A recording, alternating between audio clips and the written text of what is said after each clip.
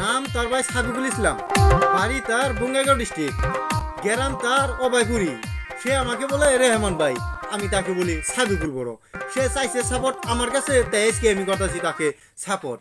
তাছাড়াও সে আমার কমেন্টে করছে একটা ভয়েস, চলেন সবাই শুনে আসি তার ভয়েস। রেহমান ভাই, তুমি তো ছোট বড় সবাই কি সাপোর্ট করছো, আমাকে একটু সাপোর্ট করে দাও না। শুনলেন সবাই আপনারা তার ভয়েস। তার একটা ইনস্টা আইডি আছে, সে করে কাজ ইনস্টাতে কিছু অল্প ফলো বানাইছে বাইরে, তাও 300-400 নিচে নাই।